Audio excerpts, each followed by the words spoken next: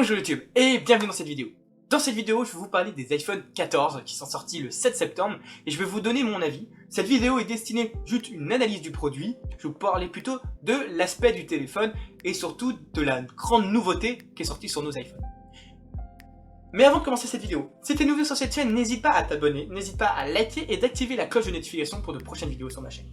Je te souhaite un bon visionnage.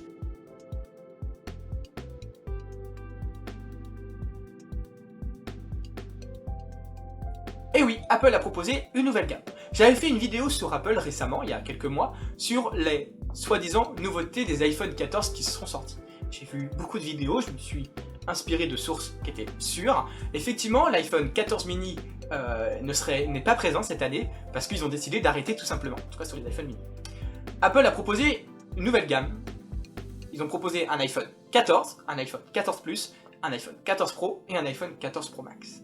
La grande nouveauté chez Apple aujourd'hui, sur l'iPhone 14 et 14 Plus, c'est l'iPhone 14 Plus. Et oui, Apple a proposé un iPhone plus grand. Pour commencer, je vais vous parler du coup de l'iPhone 14 et l'iPhone 14 Plus.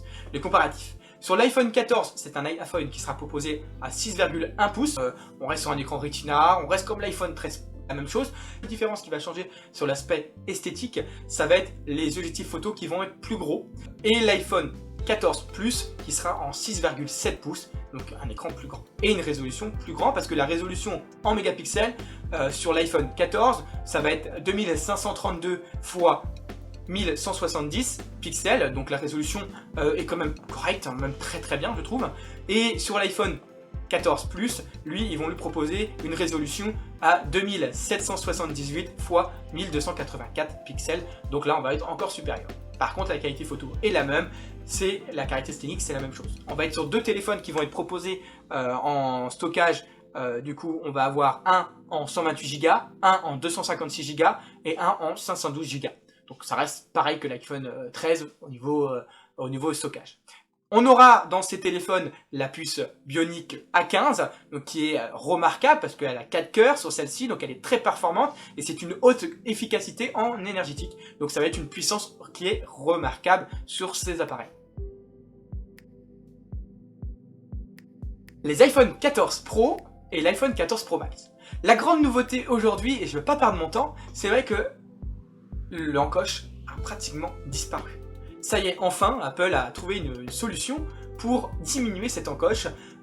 Et du coup, on va avoir une espèce de gélule, moi j'appelle ça plutôt une gélule, une gélule qui va s'adapter selon nos notifications, selon nos applications. Vous utilisez le dictaphone, vous aurez une encoche qui sera différente, qui va s'agrandir, etc. Qui est dynamique, et je trouve ça assez sympa. Apple l'a donné un petit nom sympathique sur cette encoche. Elle s'appelle le Dynamic Island. Dynamic Island qui est vraiment remarquable parce que du coup, dedans il y aura le Face ID, la caméra, etc.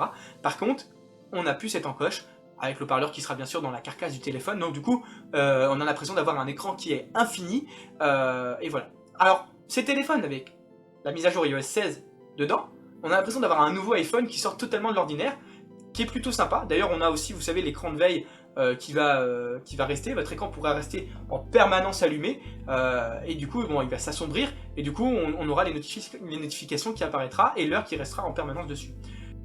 Une autre nouveauté que je trouve aussi plutôt pas mal, c'est que maintenant avec Apple veut tout miser aussi sur la sécurité, et ça c'est vraiment très intéressant, et j'insiste vraiment parce que c'est une nouveauté qui sort de l'ordinaire et c'est les seuls à le faire. Aujourd'hui, Apple propose les appels SOS par satellite. Donc c'est un système qui fonctionne que par satellite, c'est-à-dire tu captes pas, et tu pourras quand même appeler les urgences sans problème et te faire localiser à tout moment n'importe où dans le monde, et ça c'est vraiment très bien.